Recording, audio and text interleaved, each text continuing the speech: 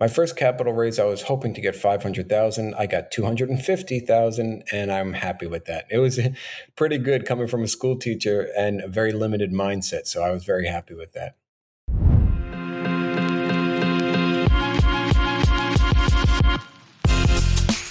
Welcome to The Real Deal, a commercial real estate investing podcast. I'm your host, Aman Shahi. There's a ton going on in the world right now, and much of it impacts real estate investors. The Real Deal podcast will take a look at what's happening and how it influences you as a real estate investor. Each episode is a 20-minute segment dedicated to distilling the day's most important news, so you can stay up to date on what's going on in the world and how it might affect the commercial real estate market. Welcome everybody to another show of Real Deal Podcast. Today we have a special guest named Nico Salgado. Hey Nico, welcome to the show. Hey, Aman, how's it going, man? Great to be here. So Nico, I'm going to give you a 30-second to give us your 30-second introduction, who you are. All right, so my name is Nico Salgado, originally a Spanish teacher, born and raised in New York, still teaching Spanish while doing multifamily real estate on the side. I got into a few acquisitions within my first year of real estate investing, and now I'm 3.5 years into it and loving it. So did you start from multifamily or you started from single family? Well, great question. I really started in the multifamily space because I did do one small single family development project back in 2012, but I don't consider that really a foray into real estate, although it was, and it got me into it. That was more of a holiday getaway kind of vacation home that I tried to do, and it ended up being a flip, which I sold in 2020. So you kept that for like 8 years, from 2012 to 2020. Yeah, there's a little bit more of a story there because I ended up buying the land in 2012, and then it took me 3 years to get the title cleared, and then it took me another few years to build it. So I actually didn't even. I had just finished it in 2020. It took 8 years to finish it, and then I sold it. And how do you like multifamily so far? Well, so multifamily is the ultimate end goal, and that's what I love to do, and that's what I will continue to do for the next however many years I'm alive. Like, why multifamily? So, Aman, another great question. So originally I got into the multifamily space because I listened to a bunch of podcasts, particularly from like Joe Fairless.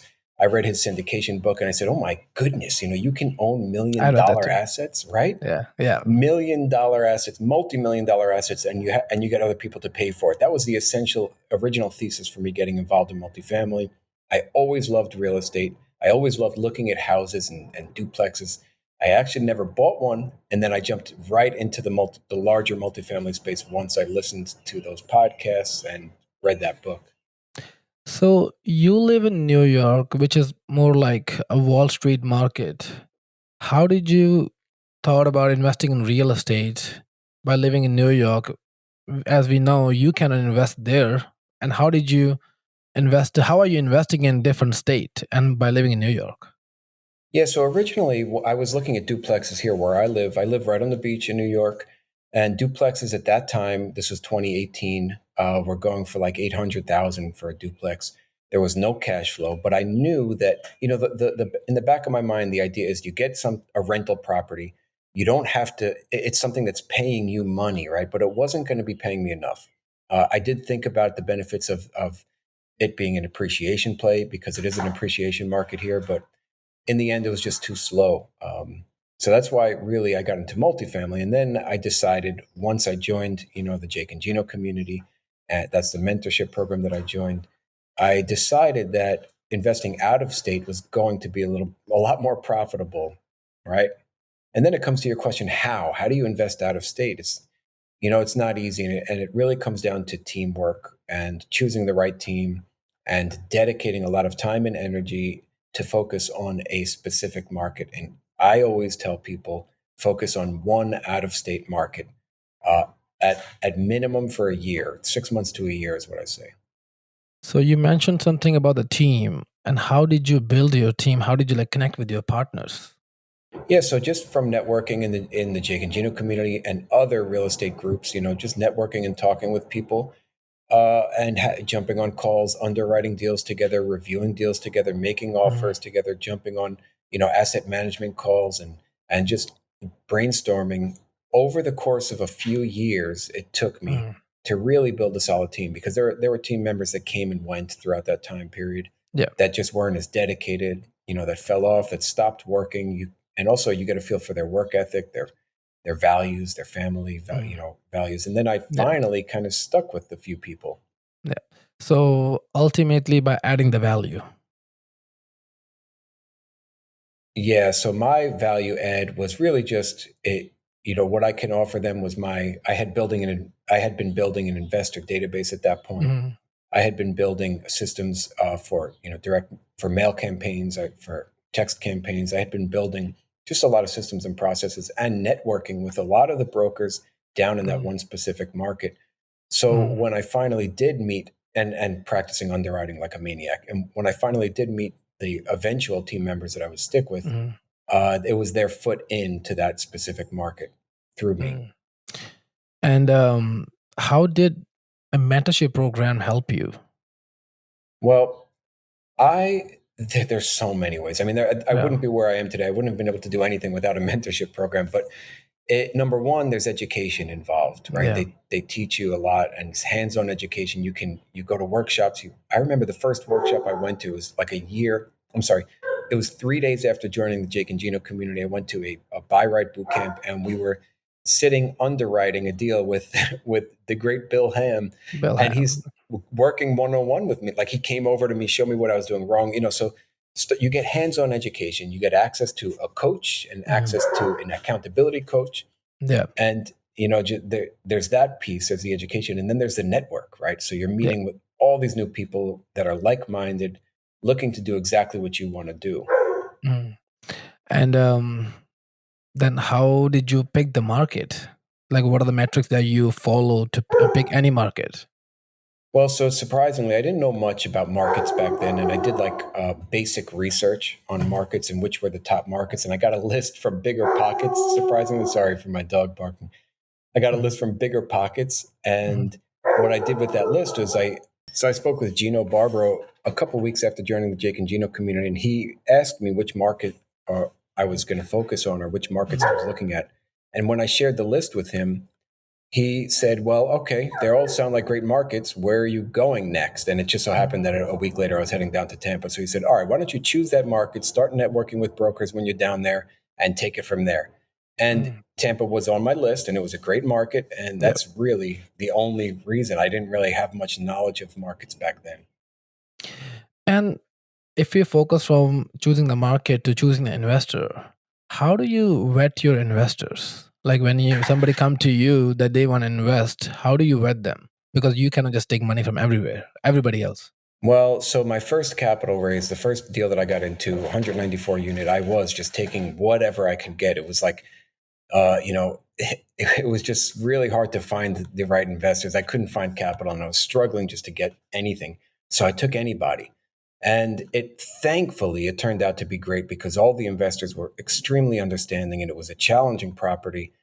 We ran into issues, but I was very thankful and grateful. But it gave me key and insight into picking the right investors, just like you said, because on my next capital raise, I didn't want everybody. I actually had a few phone calls with people that were asking me some questions that I just did not feel comfortable answering. And it made me feel that they were going to be skittish throughout the whole term of the deal. And I said, I am not going to accept them as investors. Just because, as you're pointing out, if you take the wrong investors, it could be a nightmare. Yeah. And how much was a first capital raise? My first capital raise, I was hoping to get 500,000. I got 250,000, and I'm happy with that. It was pretty good coming from a school teacher and a very limited mindset. So I was very happy with that. And how did you find those investors? Because if somebody come, you go to them. Oh, I'm a teacher, but I'm a real estate investor. Do they believe you as a teacher, or do they believe you as an investor? No, so they didn't believe that I was going to be a valid operator, right? So I leaned on the team that I was working with. I said, I'm really just in it to learn. I'm here to gain the experience, and I will, guard your capital and be a steward of your capital as best as possible. And I did get, 8 investors to trust in me. However, I had a list of 700 or so that just said no. And that's okay. And it worked out the way it was supposed to work out, and in the end, we gave a great return after holding for 20 months. It was a 1.7 equity multiple. And was it a 506B or 506C? Yeah, another good question. So this was a 506B, and thankfully, because I then, after this, tried to do a 506C, and I found quickly that my database for accredited investors was non-existent, and then I started building that database a little bit more. And how do you market to yourself? Like, when somebody talk to you, you're a real estate investor, and you tell them what you do they believe you? Because all the time I met people, they said investing in real estate is like, I need to manage the property. And I have to tell them that you don't have to manage, it's totally passive. How do you solve those questions in their mind? Yeah. So a lot of people, first off, when I tell them I buy real estate, they think I'm a realtor, right? Yeah. They think I buy and sell real estate, and I say that's not the case. I'm a real estate investor, and if it's an initial conversation, a lot of them don't understand what that is. So they ask me, what do you do? So I buy the property, I help people invest in the property, and I Mhm. manage the manager afterwards, right? Yeah. And that conversation has never led me to converting an investor to investing in a deal. However, that has stricken a chord with many people to learn more, and that's where they begin the process of education and learning about it. I've Yeah. been, told. Many of them have said, "Well, it sounds like a Ponzi scheme. It doesn't sound right." Yeah. And in the end, I just have them continue to jump on some webinars with me, jump on calls. They start looking at my Instagram posts or my Facebook posts, and they start to get a feel after months of time of Mhm. that this is might be legit, and maybe Yeah. they're ready to learn more. So I haven't converted anybody yet. It's been 3 years. Uh, I haven't converted anybody that was brand new to Mhm. learning about multifamily investing, but Mhm. much easier to convert people that are already interested and knowledgeable about multifamily investing. So if you met a new investor, like who wants to invest with you, what kind of criteria do they have to follow? Like, do they have to be a pre-existing real estate investor, either single family or multifamily, or you just teach them from scratch what is real estate? No, I rarely ever teach them from scratch, right? So I like to get people that are already knowledgeable about Mm, investing and enthusiastic about investing. I don't want anybody that is kind of on the fence about investing. I don't want to push them over that edge. I mm, want them to be clear and concise with their decision that they definitely want to invest. And I don't care if it's from single family, multifamily, or from self storage. As long as they have the mindset of an investor, then I will mm, welcome them in if they're ready to do it. mm. That makes sense. And so, if we go back to the same syndication, so when you first started in syndication, how did you learn about syndication? Yeah, that was originally from that book, the best ever real estate syndication book by Joe Fairless. That was But my first. mm, but how did you find about that book?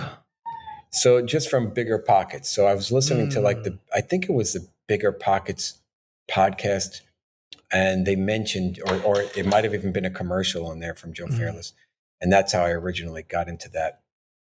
And what was your aha moment of syndication? Like, yeah, I need to follow this. Yeah, I was reading the book. I was downstairs in my basement. I remember this, and I was working out. I just finished a workout, and I was all pumped up. And money was very, very tight for me at that time. I was facing foreclosure, but thankfully, I'm still living in the same house. I worked it all out, and and I said, "This is my answer." There was no more time in my day to add jobs. I could not add any jobs. Couldn't add any more time to my day. So I ended up saying, "I need some passive income." And when I learned about the syndication process, I said, "This is the fastest and best way in." So that's when I jumped in. And as we know, like many people have no idea what is syndication. Do you mind giving me like 1 minute or 30-second introduction? What is a syndication? Yeah, absolutely, Aman. So syndication is essentially just a pooling of resources from investors or a group of people to buy a piece of real estate, in our case, multifamily real estate, that is typically unattainable on your own. So you pull together your resources to buy something that you can't afford. But I also met many people, they said, oh, I want to be active, but they don't want to do the work. Have you met those kind of people as well? Yeah, I have. And I've also met people that just want to partake in the general partnership side without doing anything to get more equity in the deal, as well as to get that credibility from brokers saying, look, I'm a general partner, but not necessarily there to do much work. And how do you deal with those people? It depends. So if they are bringing something valuable, perhaps like capital, I might take them on, but they're always going to have to do some sort of active role. So I have people on my general partnership team now for the 44 units that I bought in Florida that took the back seat, but it was known from the beginning. So what they do is essentially investor relations. So their job is to communicate. Like we have weekly calls with our property management team. Their job is to communicate that with their personal investors. So you are bringing them as a co-GP. Correct. Yep. Got it. Got it. Got it. Well, that's a lot of information for today. And so, what are you? So, what are you working on right now? Well, what kind of deal are you working right now? Well, so we closed. This was my first syndication that I was the manager of, 44 Mhm. units down in Florida, and I am the lead on this one. So I found the Mhm. deal, took it down, assembled a team, and made it happen. Nice. Uh, Congrats. oh, thank you, man. Yeah, we just closed in October, one of the properties, and December, the other one. It was a portfolio of two properties. And we're currently actively managing that. We're doing very well. We began making distributions, and I decided to do monthly distributions, and our investors are all happy. So I'm actively looking for another deal. I basically handed off the baton to my partners, Shane Deckert, who's based. He's a project manager for the Army, based out in California, and Robert Carlson, who moved down to Tampa specifically to be the boots on the ground partner. And he's a phenomenal asset manager. So I'm still involved for the day to day, but they are taking over the majority of that, and I now focus more on acquisitions again because that's my favorite job. And I am like I offered on two deals today, and constant contact and speaking with brokers. Mm. Do you mind sharing some details about the property? Like, how much was the purchase price? How much is the return? How much is interest rate did you get? Yeah. Anything? Yeah. All right. So there's two locations. One of them is a 16 unit, and the other is a 28 unit in Lakeland, Florida. 70s and 80s construction, and some 90s. And they're all concrete block with pitched roofs, and they are not in a flood zone. So that's what I look for. The price per door was originally 140 or so, and I liked it right off the bat, but we ended up settling at 128 a door. We might have actually gotten it under contract. It was 5.85, but then we got a $200,000 seller credit after our due diligence period.